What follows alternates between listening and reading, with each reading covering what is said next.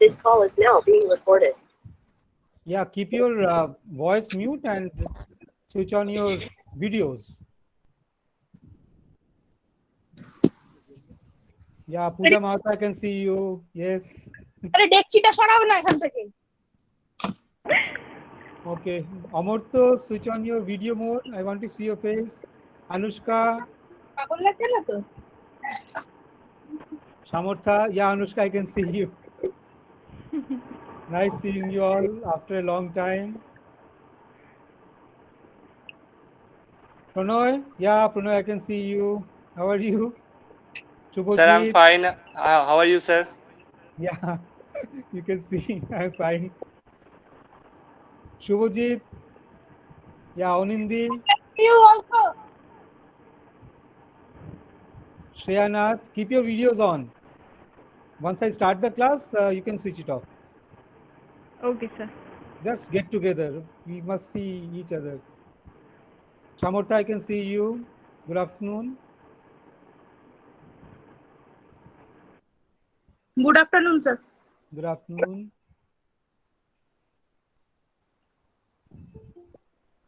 Yeah, Madhumita has joined.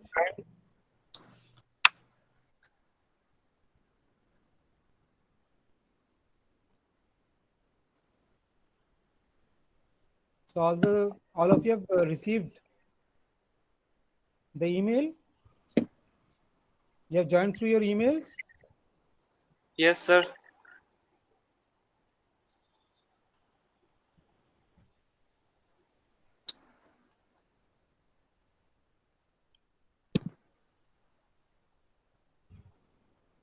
Shubhajit Ghosh, yes, I can see you. Yes, sir. Yeah, enjoying your lockdown days or being bored? Getting Sir, bored? board. Getting bored. Okay, Shreya, I can see you. Good afternoon.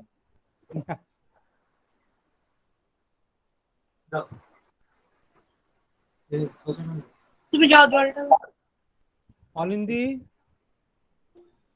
yes, I can see you, Anindi. Thank you. So, is this director forever? Good afternoon, sir. Good afternoon. Madhumita, can you hear me? Who is this director forever? Directional forever. Okay, okay. Giving direction to us. Yeah, show your face, please. Directional forever.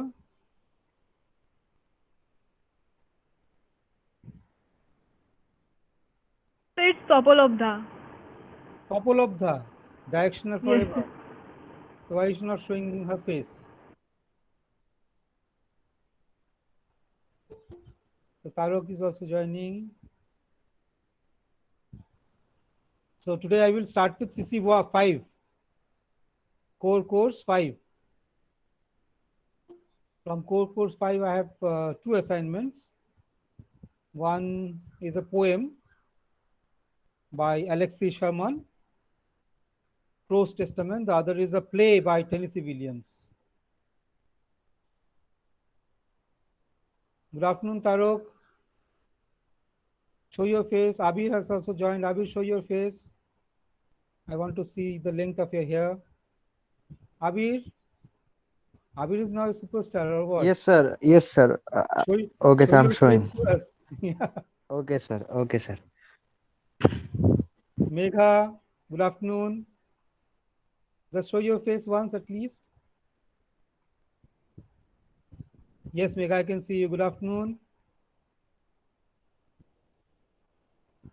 Yeah, unmute. Megha, unmute the mic. Yeah, it's unmute. We cannot hear. Good afternoon, sir. Good afternoon. I can hear you. Susan, show your face at least once.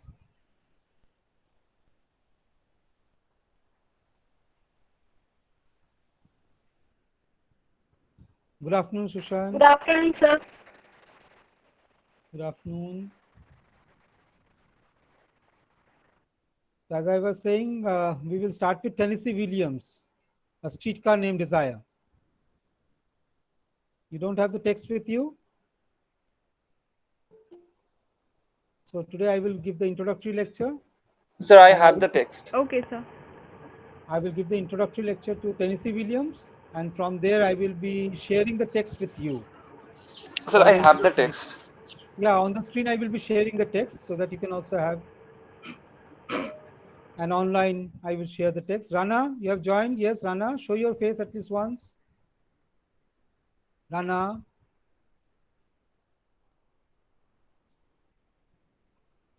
Am I audible? All of you can hear?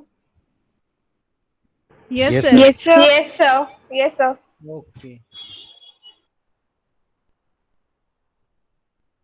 Rana is unwilling to show his face. Your friends want to see you, Rana. Show your face once. Shrestha has joined.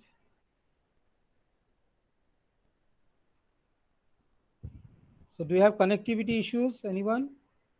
Any problem related to web? Internet connections problem? All of you have got at least the minimum gadget required for this class? Or else I will be uploading my videos on the YouTube. Ritika has also Sir, joined. please upload your videos on YouTube so that we Yes, can sir. Yes, sir. Yeah, we you can can see them whenever later. that is easier when for we have, you. sir, free time. Yes, sir. Yes, sir. Okay, some of you were complaining that the videos are too long. So shall I make it shorter one? Yes, sir. No, Yes, sir. sir. I don't think. No, sir. Shorter is, sir, good, sir. Why? Sir, Sir, because nowadays everyone's patience reduces, sir. So no Okay. one want to watch the full video. Okay, I will make shorter one. Rana Kormakar, good afternoon. Rana, what happened? So serious? Looking so serious, Rana? No, sir. Okay. I saw Sir, I your got a smile. camera issue. Yeah. So I want to see the smile of the students. Yes. So shall I start the class now or shall I wait for more? So Tennessee Williams is a playwright. From which country? He's from which country? sir, America? United States of America. United States of America is a continent or a country? A continent. United States of America is a country, Country, sir. Country. It's a but country. North America is a country. A country in the North north. America and South America are the continents. Two separate continents. Okay. So the history of America goes back to the discovery of the sea route to America by Christopher Marlowe. Don't say Marlowe. Sir, Columbus. Christopher Columbus. Columbus. Okay, sir. Confused, sir. Okay. Christopher Columbus. So Christopher Columbus in 1492 discovered the sea route to America. And after that, a gradual process of colonization began. So Europeans started moving to the mainland America after exploring West Indies. So they thought that this is the western side of Indies. They were exploring actually Indies. In 1498, Vasco da Gama actually got the sea route to India. But before that, America was regarded as West Indies. Okay, on the western side, an island called West Indies. And gradually from the coast, from the eastern coast, the colonists began moving towards the western coast of America. So it was a history of colonization that began in 1492, and gradually the European colonists, especially the English, German, and French, Spanish, Portuguese colonies, gradually settled down in America. And it took a long 300 years gradually to build up an empire that was very strong, perhaps the largest British empire in the world during that time. But gradually around 1776, the settlers, European settlers in America, started revolting against their European rulers because they tried to explore the opportunities that were available in America and wanted to create an American state, a nation. So it was the Declaration of American Independence on 4th of July 1776, where we find the foundations of American nation. So America as a nation was built on the basic principles, outlined in the Constitution, in the Declaration of American Independence. Again, the three key words were there: justice, liberty, equality. The three words that were given by Rousseau, that became very powerful during the French Revolution. So American Revolution created a space, a democratic space, for these three key words: justice, liberty, and equality. And on these founding pillars, the American civilization was gradually built. But the European nations that colonized America fought back, and there was a great war going on between the European settlers in America and the Europeans of the mainland. And during this war that was fought for next 10 to 12 years, gradually the Americans won the war and created an independent nation of their own. United States gradually emerged out of these aspirations. United States of America was gradually built. So United States of America is a combination of so many states, federal states, joined together as United States based on the basic principles of justice, liberty, and equality. The founding fathers of American Constitution, like Benjamin Franklin, Thomas Paine, Adams, Franklin, others also participated, and under the leadership of George Washington, gradually built up a presidency and a state of their own. So from 1776 onward, we find that the American drama gradually developed as a new type of form of entertainment.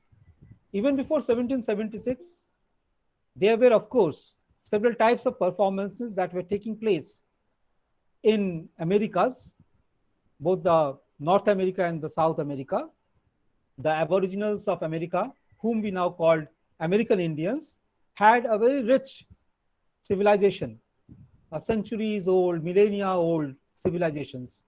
But these were destroyed by the European colonists, and a solid Western civilization was founded on the American soil. Most of the places in America are therefore named by the English or the European names. So we have the names of the great rulers of England, and on their names we have the states in America. So some states are named after the presidents and the rulers or the leaders, but most of these are either taken from William Shakespeare.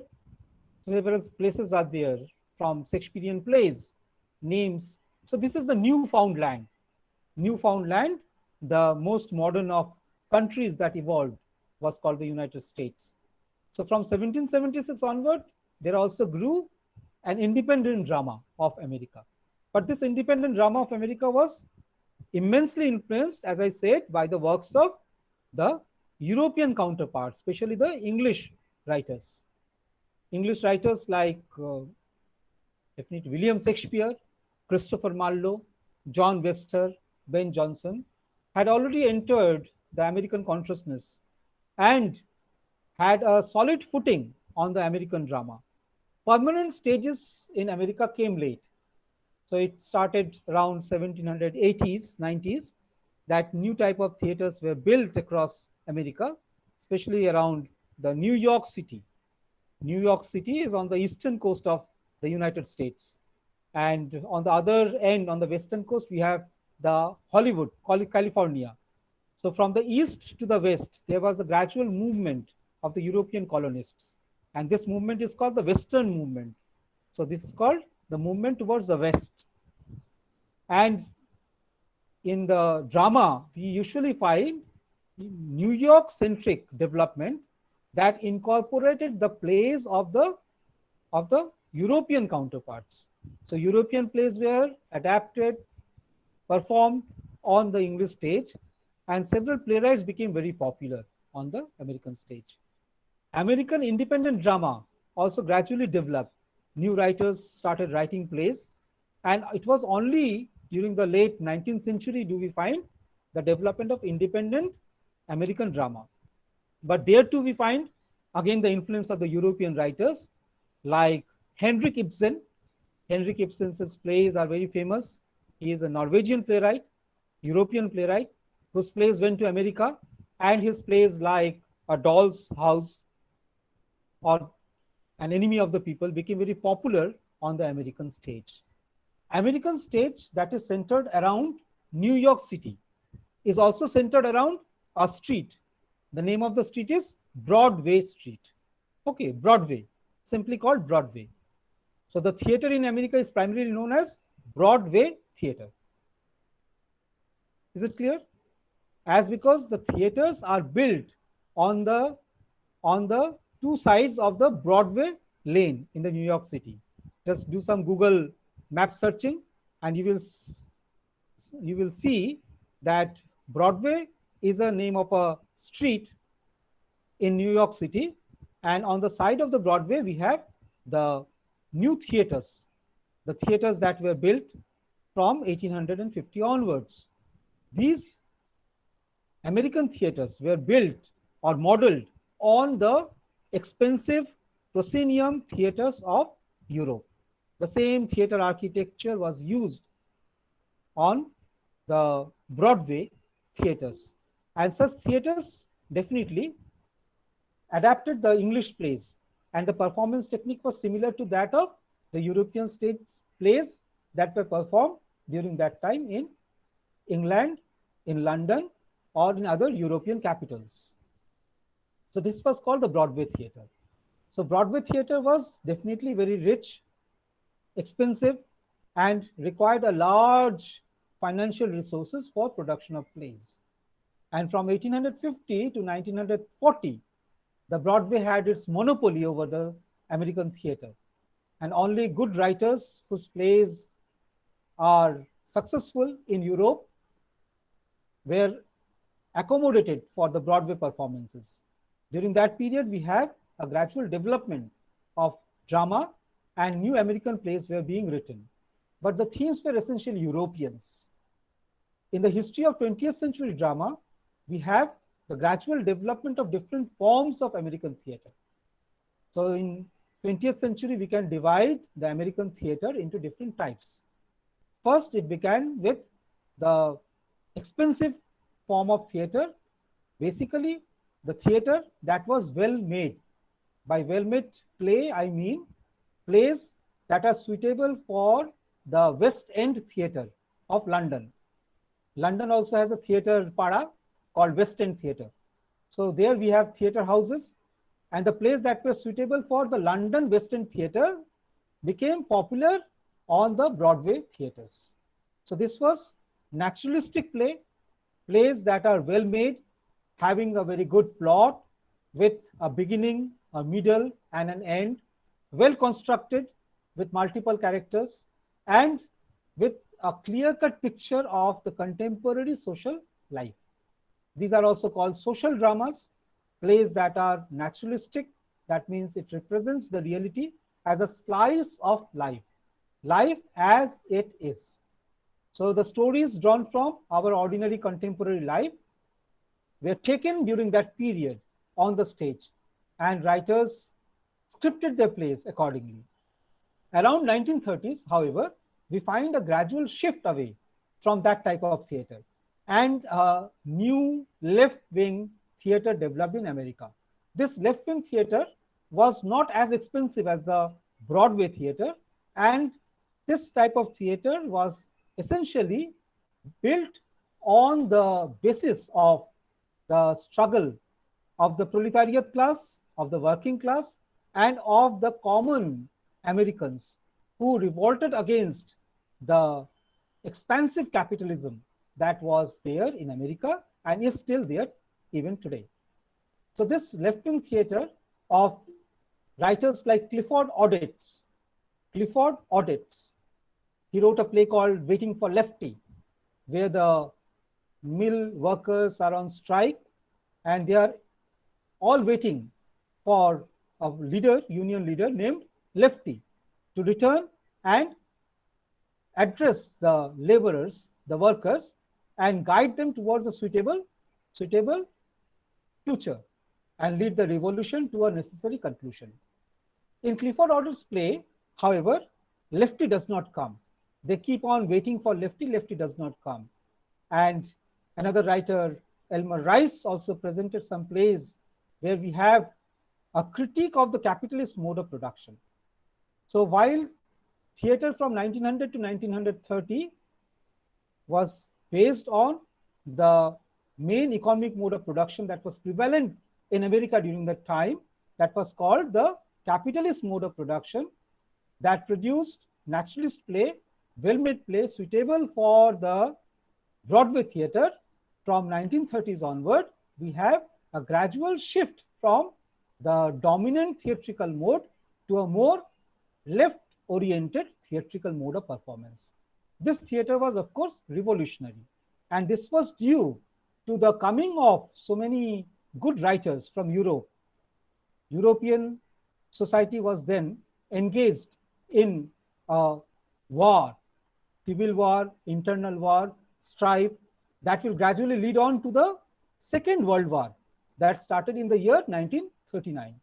So from 1932 onwards, we have so many expatriate European writers settling in America, like Bertolt Brecht, Erwin Piscator. Even from Russia, we have some writers who are coming there in America, guiding the new writers. So out of this new type of intellectual ideological thought, we have a counter story to the mainstream American theater history.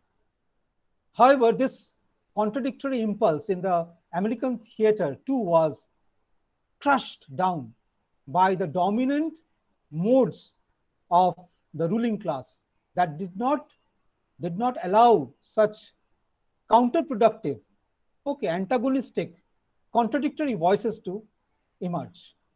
Under this shadow, we have the gradual development of a tremendous force, in form of theatrically, in form of form and content on the American stage. And from 1945 onwards, especially after the Second World War, as America gained supremacy over the world, the American theater saw the flourishing of the best theater. Therefore, during this time, we have writers like Arthur Miller, who is very famous for his play Death of a Salesman. We have a playwright like Tennessee Williams, who is more popular for his play A Streetcar Named Desire. And we have writers like Lorraine Hansberry, A Raising in the Sun. We have writers like Sam Shepard. So these playwrights altogether from the 1945 onward started building a theater of their own. So American theater is actually the theater that is built on this counter-revolutionary ethos that developed after the Second World War. Second World War gave America its financial, military, technological supremacy over the world. But there was also the second power that was emerging. The second power was that of United States of Soviet Socialist Republic, USSR. And gradually from 1945 onwards, we also see the development of the Cold War. Cold War means the war between two great powers of the capitalist USA and the socialist USSR. And this Cold War continued for a long time. So these playwrights were writing under the impact of this Cold War. They were writing. So USSR was socialist or communist? It was a socialist republic. United. Okay, United Socialist. Republic. Is it clear? So socialist, not communist. Even China is republic, People's Republic of China. So it's not communist. It's People's Republic. There it was the USSR. Socialist Republic. Is it clear? Soviet Socialist, United Soviet Socialist Republic. This is the full form of USSR. Okay, sir. Okay. Cold War started during that period, and a crisis also emerged, especially after the end of the Second World War. Always remember, America's participation in the Second World War was large scale. It was not only sponsoring the entire war that was fought between the Allies and the Allied forces, forces that were primarily European, but the entire war machinery, the supply of war machinery was given against the forces of Hitler and Mussolini by America. So America had seen a sudden leap in its economy because of the arms industry, because of the growth of the automobile industry that created war machines, and because of its military supremacy. The military participation of America, without casualty, of course. India had the worst casualty during the First and the Second World War. We do not know this. During the First and the Second World War, India had the largest casualty. Number of people from India died more than the people from any other country, even in Europe. So during that time, during the Second World War, America's participation was maximum, but the casualty of American was minimum. But after the war ended, the demand for arms machinery, demand for automobiles gradually reduced. And furthermore, the Americans who were warring almost everywhere around the world, even in our own place, if you go and visit Chadamari camp, Kullani, there the American soldiers were based. Even Kachrapara Air Force Station was given to the American soldiers during the Second World War. Okay, so this was the presence of the Americans. They were there in India, in Bengal, in Kachrapara, in Kullani, to defend the British Empire from the invasion of the Japanese army. Japanese army already had bombed Kolkata during that time, during the Second World War. So this was the participation of America all around the world. So these soldiers then returned back to their country. And when they returned back to their country, what did they find? They found joblessness everywhere. They could not be accommodated in the job. And they also found that the economic condition of America is not as powerful as it was before. And with the Second World War also came the Cold War. And Cold War also demanded expenses, demanded the spending of the country, of the United States, for the development of its armed machinery. Around 1962, there was the Cuban Missile Crisis. And because of the Cuban Missile Crisis, Cuba was under the influence of the USSR. And because of the revolutions that were taking place in the southern American continent, South America, America became more disturbed by the presence of the socialist forces. And they started building up their arms, their army. And because of this, they needed large-scale expenditure on their arms. So on the home ground, there was excessive production of armed machinery, on automobiles, and there was economic recession because there were no purchasers around the world. The war has ended, United Nations organization has already come, and gradually America has lost its supremacy over the arms trade, over the automobile trade. So we have, during this period, a sudden crisis that emerged. America, as I told you, is a land inhabited by European people belonging to different nationalities. And it is also built on the labor of the Africans who were transported, who were deported, who were taken away forcefully from Africa through slave trading for long 300 years, from 1492 onwards. And this continued up to late 19th century. That is called the American slave trade. In 20th century, however, we find that the Africans who have settled in America for 7 to 8 generations, they are also demanding equal rights and opportunity.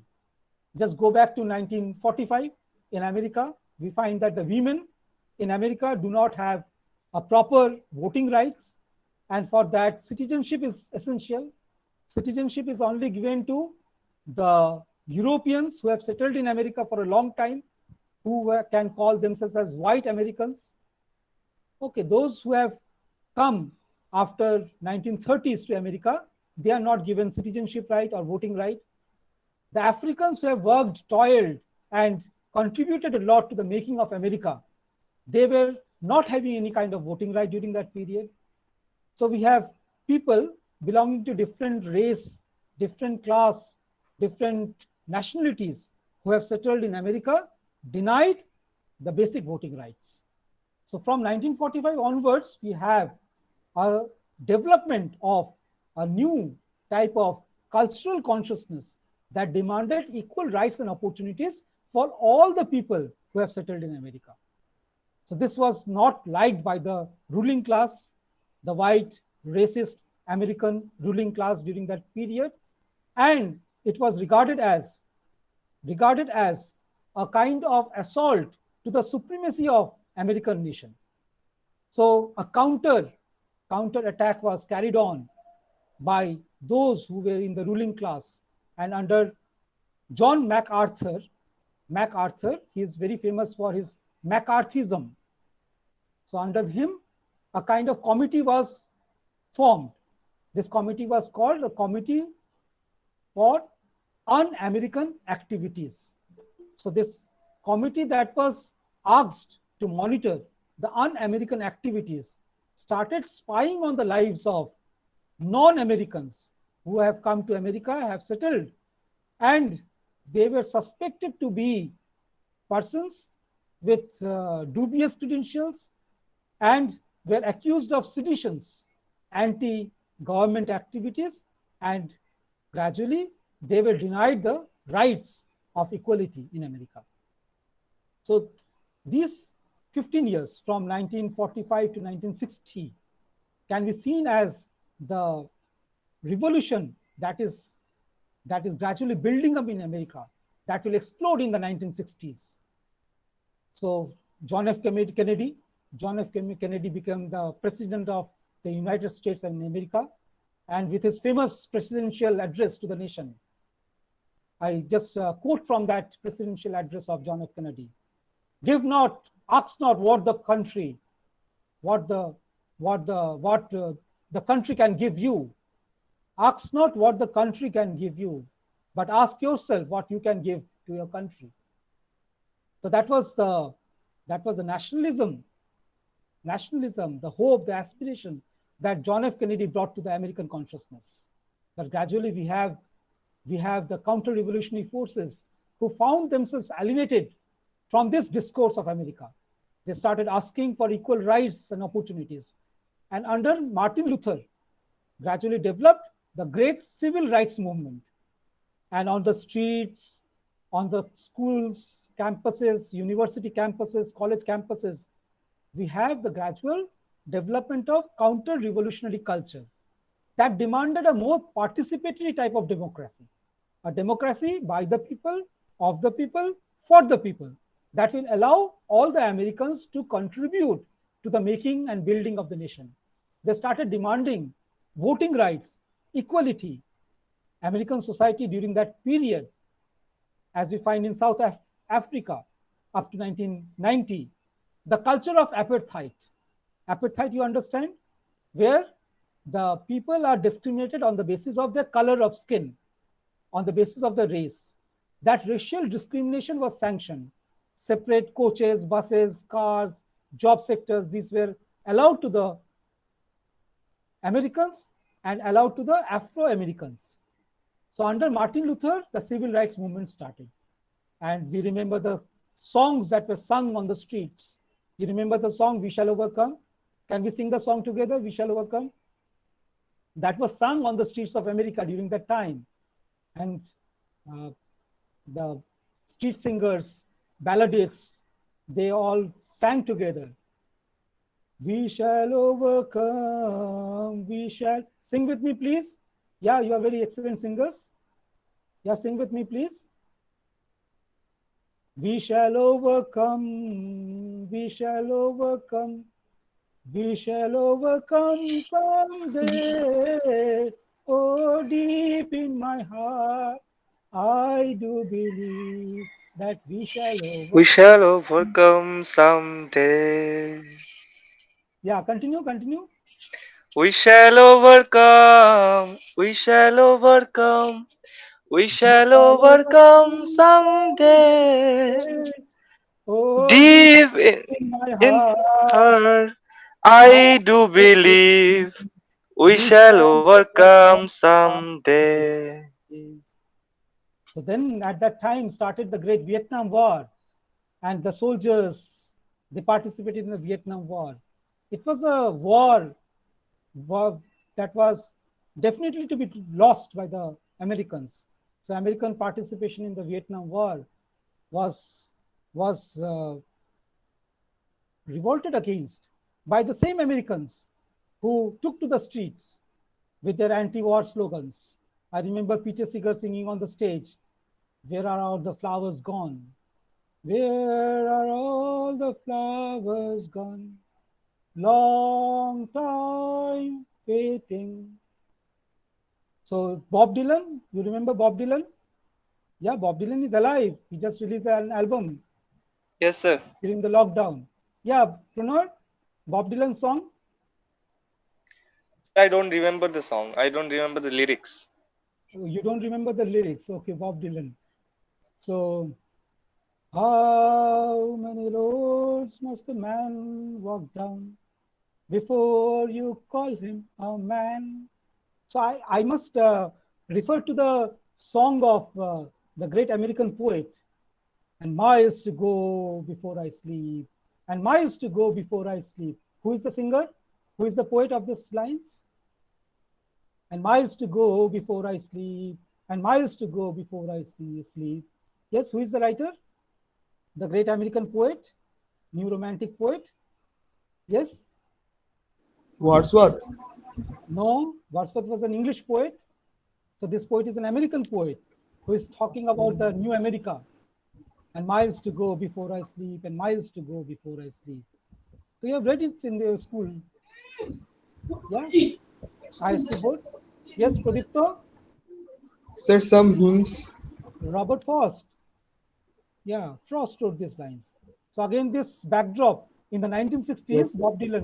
Bob Dylan is saying, "How many roads must a man walk down before you call him a man? And how..." So ask Devdeep sir to sing this song. Okay, Devdeep sir sings this song excellently. So how many roads must a man walk down before you call him a man? How many miles does the white dove fly before she can sleep in the sand? How many more the cannonballs fly before they are forever banned? Cannonballs, war machinery, are they banned? So 1960 Bob Dylan is writing, and 2020 we are seeing cannonballs everywhere. So Lord Tennyson says, "Cannon to the right of them, cannon to the left of them, cannon in front of them, volleyed and thunder. They are not to question why, they're only to do and die. Rode the 600 into the valley of death." Lord Alfred Tennyson. So Americans are now questioning this. Why should we? Why should we Americans go and sacrifice our lives on an altar that is built on false ideology of progress? Arthur Miller's Death of a Salesman. That brings to the fore the collapse of the Western civilization, the American capitalist mode of production, and shows the life of a salesman who is throughout his life running after money, money, money, money, money. So even he is ignoring his own wife, his own honey, and chasing money. And what happens at the end of the play? He is totally distracted, distorted, destroyed. And what is left of him is a residue. It's a residue, the broken American dream. So if Robert Frost and the great American thinkers have gradually built the great American dream, so it gradually collapsed with the Second World War. And now these writers like Arthur Miller and Tennessee Williams are questioning the validity of the American dream. So after the collapse of the American dream, we have the development of the new American drama of the 1950s. So Tennessee Williams, A Streetcar Named Desire, locates this American dream in the context of a family that is settled in the south of United States in a place called Orleans, New Orleans. And in that New Orleans, we have the story, a micro narrative of a family, where we have a person of a Polish birth who has settled in America, who had had the history of participation in the Second World War, who has married a girl, Blanche, who has a French origin. Okay, the traditional New Orleans, old South settler French family. And we have characters who are of mixed hybridity, of mixed racial nationalities. So these characters are brought together on the stage in order to show the vacuity of the American dream, the collapse of the American dream. I remember a story, a play by Sam Shepard named Buried Child. And in that play, we have a vegetable garden at the backyard. And in the vegetable garden, the history of the past is buried, the miserable history of the past buried. And suddenly, in an absurd manner, vegetables, flora, fauna start growing in that vegetable garden.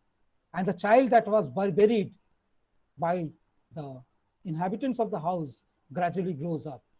Like a tuberous growth, it becomes the disease.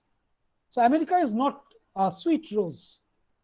American civilization has the bitter memories of extermination of human race, extermination of the Americans who were originally inhabiting before Amerigos went to America, before Columbus found a sea route to America. So it was essentially an America that was there even before Americans, the European Americans, started writing the history of America. So after the Second World War, while American consciousness gradually depended on the cultural superiority, economic superiority, and the racial superiority of the new Americans, the counter-cultural forces also started gaining strength during that period and created the theater. So from 1945 to 1975, we have the best flowering of American drama during that period. In order to give you a more detailed history of the American drama, I shall be referring to the works of the playwrights that contributed a lot. So Glass Menagerie by Tennessee Williams, again, is located in the family. So Tennessee Williams was exceptional because of his romantic fascination with extreme situation. He has that imaginative power to challenge what is stated to be the American dream, the fact. He has the capacity to reshape the language, reshape the human experience, and ability to develop the dramatic plot in such a way that the audience are caught, wrapped in the dramatic action. He is essentially a playwright who uses the naturalist stage production techniques and the well-made play structure. But his plays are symbolic with psychological insight and overtones. So he is a playwright where we have the blending of so many forms of theatricality brought together on the stage. So if, for example, Willy Loman of The Death of Salesman, and in this play we have characters like Blanche or Stanley.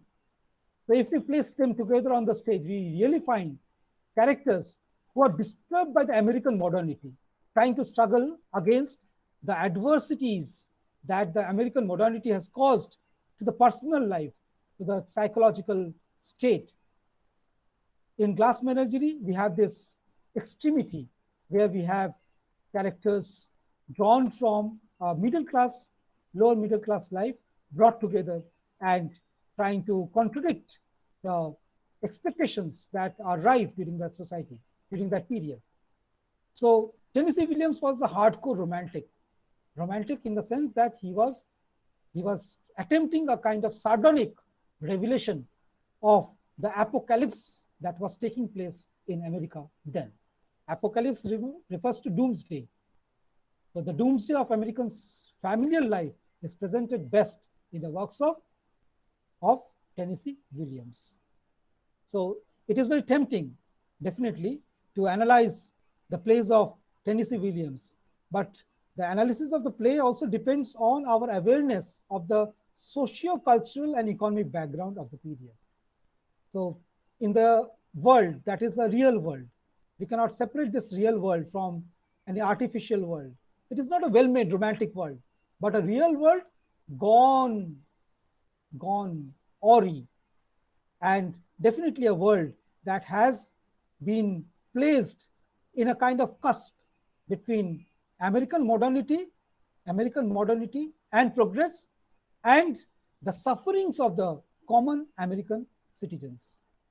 So we have here the plays like Suddenly Last Summer, Night of the Iguana, and other plays by Tennessee Williams that represent in a similar way, the condition of American people. So he also favored one-act play because of its brevity and its compressive strength.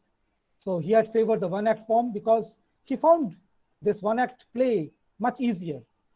The play that we are going to read, A Street Comedy Desire, is however set in 3 acts. It's not a one-act play. So his plays gradually built up that poetic atmosphere in a highly organized, structured, interactive, dialogic manner. His action is full of verbal duels. Okay, verbal duels means characters speak a lot and they are engaged in verbal duels. Nothing is saturated, nothing is satiated, nothing is in a state of stasis. There's always an inner dynamism going. The language that is heard rather than spoken in the plays of Tennessee Williams reveal the crisis of the mind, crisis of the human consciousness. And therefore he has a tendency to poeticize and explain whatever is there in the mind. Psychological realism is another forte which we must appreciate in the works of Tennessee Williams. By psychological realism, we mean that characters, typical characters, brought from typical situation and placed on the stage in a typical action, and allowed to speak in the vocabulary of ordinary conversation, and through that vocabulary present the crisis of their own life. So everything is stated in a way that things are as they are. Okay, rather the things as they are imagined to be. But the coloration is there, of course. Impressionist coloration, the contradiction between the shade and light, the contrast between shade and light, and the interplay of impressionist music is always at its best in the work of Tennessee Williams. So we have a combination of different modes of theatricality, a theater of mixed modes that makes Tennessee Williams a playwright for the theater rather than a playwright for our objective reading. So I would like to propose understanding of the play based rather than on the reading of the play, placed rather on a performance of the play than on a reading of the play.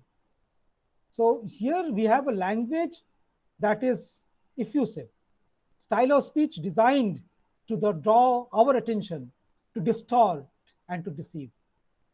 So I must refer to C.W.E. Bixby.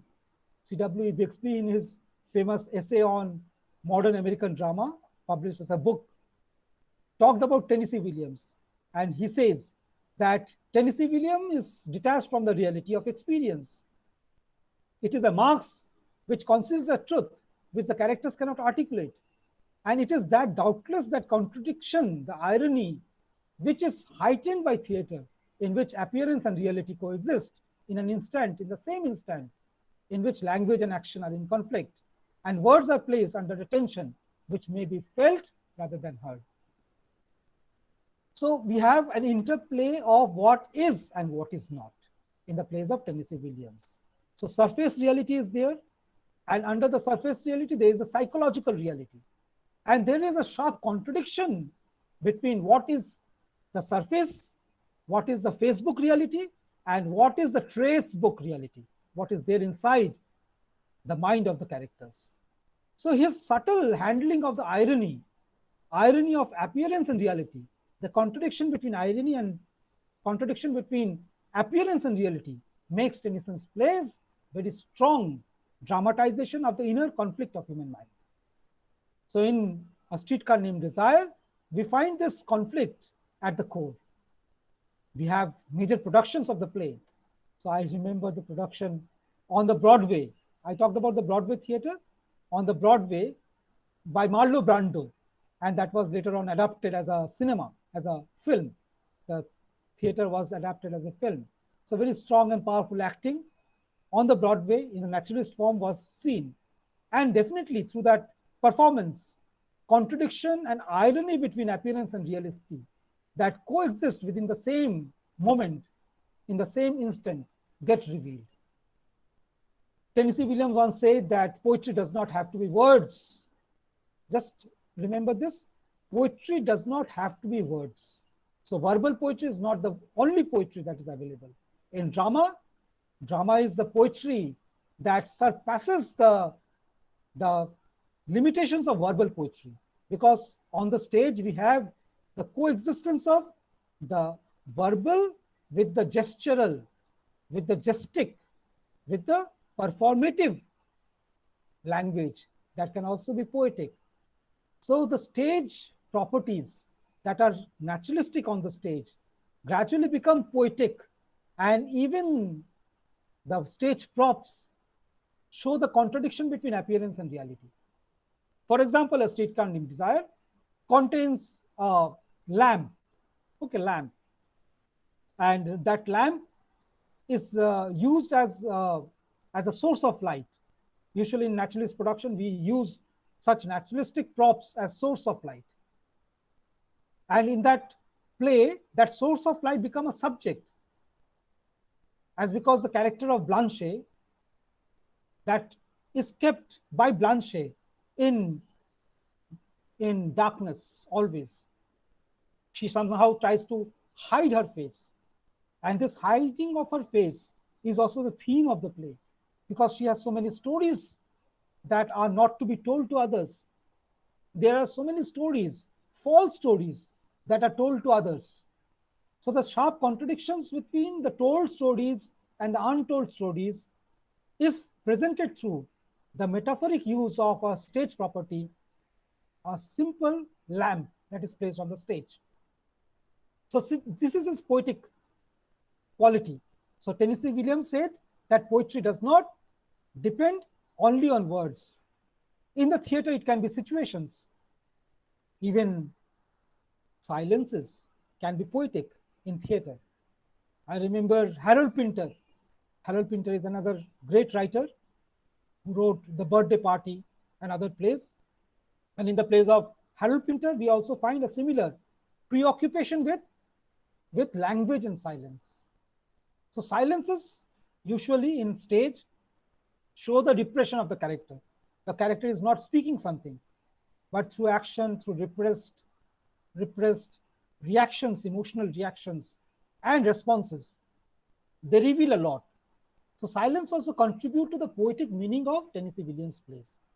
His theatrical sets have a metaphoric force, and sometimes very literary. They are also naturalist stage pops. His characters keep on exposing their lives, even through the smallest gesture. In the play, A Streetcar Named Desire, Blanche and Stanley, they personally confront each other. Confront one another across a space. And this confrontation is charged with physical energy, sexual energy, energy that is repressed. And this type of conflict generates the inner meaning of the play. And there is definitely a rhythm in the relationship. Whether we will call this rhythm based on the natural human propensity to see human relationship as rhythmic or not, we cannot say. This is not a love story. George Bernard Shaw once stated that no conflict, no drama. So what is the essence of drama? The essence of drama is conflict. Tennessee Williams' drama is a drama of conflict. And drama of conflict is more of an internal nature, a conflict that is situated in the core of the human mind, action-based. So with this, I conclude a short introduction to Tennessee Williams. Yeah, your observations, questions, please place. Your observations and questions. Please unmute your mic and say.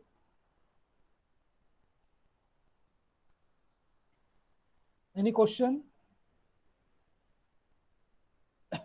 Am I going too fast? Or all sleeping? So gaya sab? No, sir. Okay. Observation, comment, commentary. Sir, can you please send us some links where we can find article or critical appreciation of this drama? Yes, search the internet, you will find. I will be sending you the primary text. I would request you to read the text as many times as possible. So critical sir. views on the text will come by itself. I have told you the story at the back, how Yes, this play sir. is written. Okay, remember the story at the back and read the text as many times as possible. And can I Okay, give sir. you Okay, some sir. work? Can I give you some work again? Yeah, you have been Yes, doing so sir. many work. Yes. Yes. Yes, sir. Yes, I sir. said, No problem. I said in order to understand Tennessee Williams' work, the best thing is to read the play. Okay. And in order to read the play, it is essential for you to view the play, to see the play, Okay, to sir. see the play. Okay, at least see the production. So where will we find it? Fine. YouTube, Right. YouTube track type A Streetcar Named Desire. The entire film is there. And Sir, if you it's want- available in torrent. Yes. Nowadays it is available everywhere. Just YouTube Okay, you can sir. download. Okay, sir. Okay. So search for Marlon Brando's production. Okay, Marlon Brando is performing the role of Okay, Brando. sir. Godfather fame, the hero of Godfather, you remember? The actor who played the Godfather's role? No, sir. Very I don't famous. recall. I don't recall. Okay. So this is the first homework. So tonight, you will watch that movie. A Streetcar sir. Named Desire. Okay. Okay. This is the task Okay, number sir. 1. Okay, sir. And if you want that, I can also send you the link of YouTube. Very easy for you. Yes, sir. Yes, sir. You can send us the link.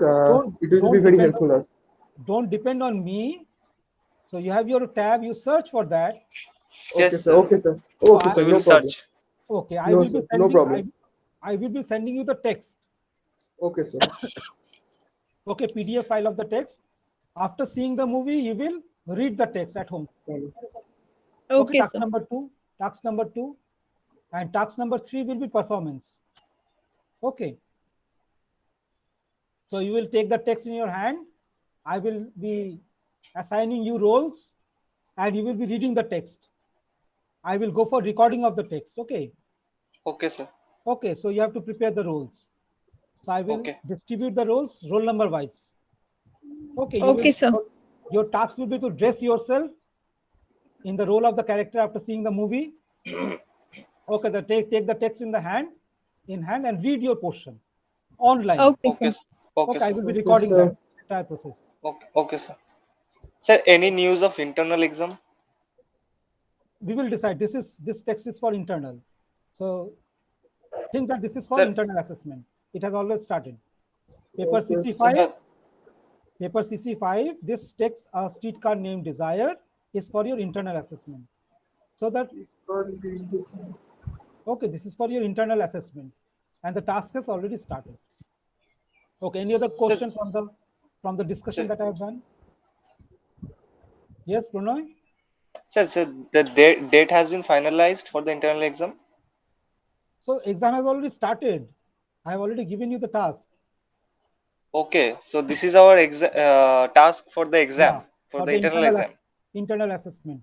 10 marks for paper CC5. Okay, Okay. sir. Thank you so much. First, all Okay, of you sir. have to see the movie, number 1. Number 2, read the text as many times as possible. And number 3, I'm going to record the play on screen. Okay. So we have the whole text, right? Entire text, yes, entire text. Yes. 3 acts are there. So, Shahnawaz, so you are there? Any questions? No, sir.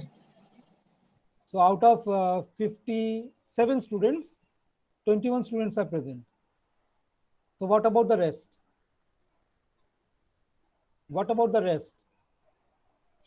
So, your task will be to communicate each and everyone about this, whatever has happened today. So, today's lecture, Okay, I shall be sir. uploading this on the YouTube.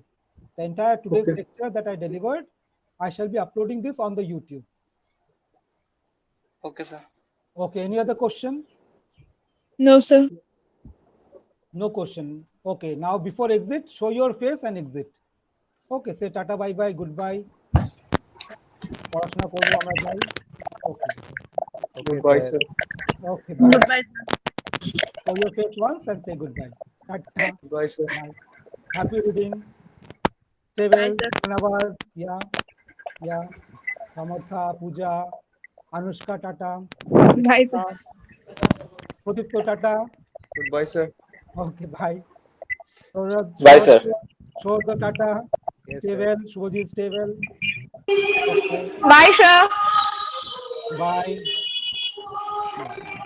Bye, sir. Okay, Shreya, stay well. Bye. So my camera is damaged, so I can't see my Okay. face. Yeah, Arshi, I can hear your voice, recognize your voice. Bye, Arshi. Okay, ask your Goodbye, friends sir. to join. Thank you. Thank you. Thank you for attending the class. Yes.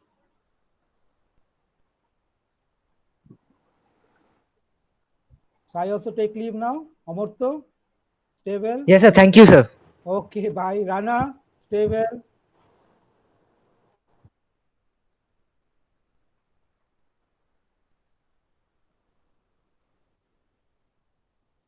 Sir. Okay, Rahul, I have not seen your face, Rahul. Okay, Rahul, stay well. See you next day. Okay, Rana, bye. Shanawaz. Shanawaz, I have not seen your face. Yeah? Okay. Sir, bye, sir. Nice seeing your face. Thank you. Okay, stay well. Abir, stay well. Kabir, what about you? Camera is not working or what? Sir, Yeah. sir, I have a question, sir. Yeah, question. Ask. Sir, when we have, sir, our external examination? Hello? I do not know. Okay. Sir, Wait for sir, the there is notice. an issue, sir. I'm not able to hear your voice. Just 1 second, sir, please. So all these questions ask our honorable head Sir, of the department. hello. Hello, So sir. for these questions, Dr. Debashish Gupta, head of the department, will respond. Okay. Okay, sir. Okay, So sir. any Thank you, question from this lecture? No, sir. Sir, Okay. Yes, uh, Nim? sir, Okay, no. sir, what is the official name of India? Is Republic of India, sir? Republic of India, Bharat. Alternative is Bharat. Okay, Okay, okay, sir. Republic of Thank you, India. sir. Thank you Thank very you, sir. much. I take leave. Thank you. Thank you, sir. Thank you, sir.